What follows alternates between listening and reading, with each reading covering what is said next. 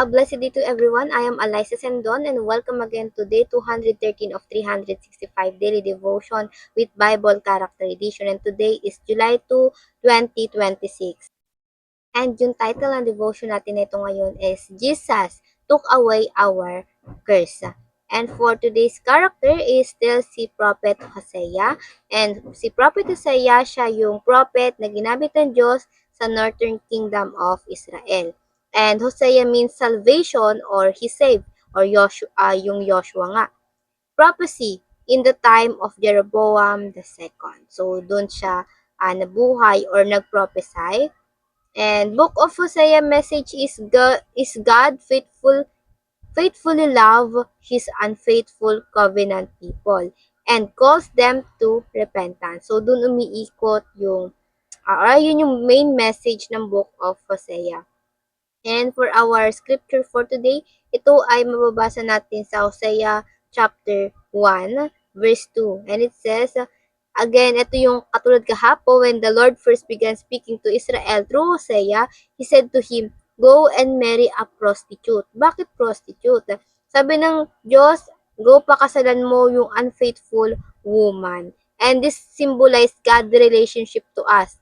At para tayong mga prostitute na tao na kung saan unfaithful sa Lord, but God still love us. Hosea become the living message of God. Ayun nga yung mamahalin tayo ng Panginoon sa kabila ng ating pagiging unfaithful to Him. So, if proceeding to the verse natin, so that some of her children will receive or conceive in prostitute. So, nagkaroon siya ng anak doon. This will illustrate how Israel has acted like a prostitute by turning against the Lord and worshiping other gods. So, they have 3 children that symbolize the status of Israel. Ito yung pinangalanan ng Diyos. And una si Jezreel. The Lord named him to remember the massacre na ginawa ni Jehu doon sa bayan ng Jezreel. And pangalawa si Loruhama, or ibig sabihin nito is not love. Kasi ang sabi ng Diyos, I will no longer love to Israel. And pangatlo si Lom-ami, and ibig sabihin naman nito is not my people. So yung Israel ay itinatakwil na ng Diyos. Hindi na sila yung bayang pinili or yung taong pinili ng Diyos. But though God become against to Israel, throughout the scripture may promise na restoration pa rin ang Panginoon. Di ba't napakabuti? May reversal sa mga pangalang ibinigay niya which is pinulfill lahat ni Jesus Christ. Kaya sa ating katuruan, number 1, those who do evil will reap evil. In Northern Israel, ni wala naging mabuting hari, kaya bawat termino ng kings may judgment ang Diyos.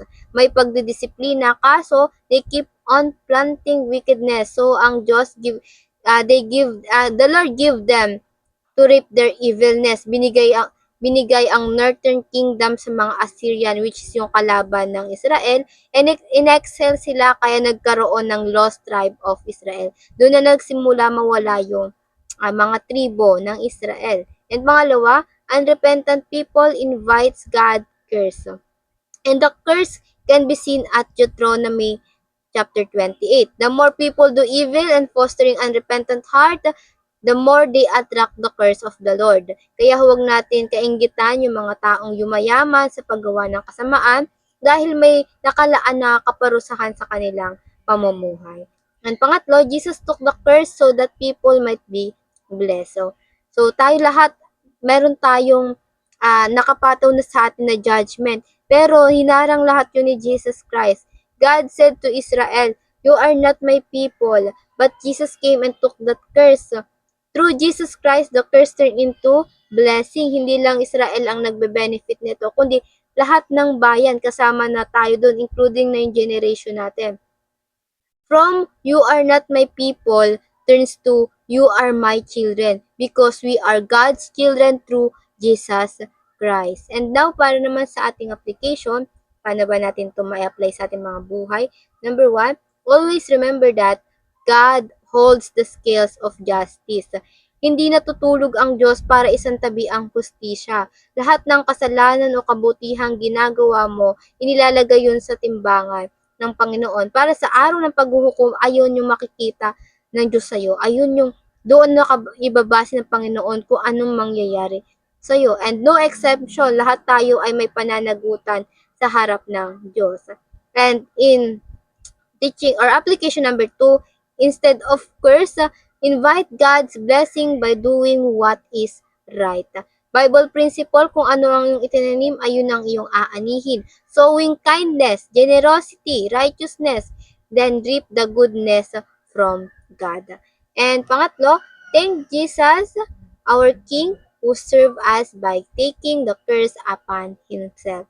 Pasalamatan natin ang Panginoong Yesus kasi talaga yung parusang para sa atin sobrang bigat pero kinuha lahat yun ni Jesus Christ. Be thankful because imagine, God did abandon us because of the sin. Imagine, Jesus did not took the cross for our sins. Matututo kaya tayong magmahal? Matututo kaya tayong magpatawad? Ang sagot is no. Because of Jesus, we experience the unconditional love. So we are. Kailangan din natin i-express ito, iparanas dito sa ibang tao. God demonstrate His love while we are still sinners. So, sino tayo para hindi patawarin yung ibang tao at mahalin ang hindi ka mahal-mahal na katulad din naman natin. And now, para sa ating reflection, what are you thinking or thankful for? Para saan ka nagpapasalamat? Ano yung pinagpapasalamat mo? And why is Jesus our greatest blessing? And ayun lang po, alaman po for our devotion. And before we finally end, let's have a short closing prayer. And let's pray, everybody.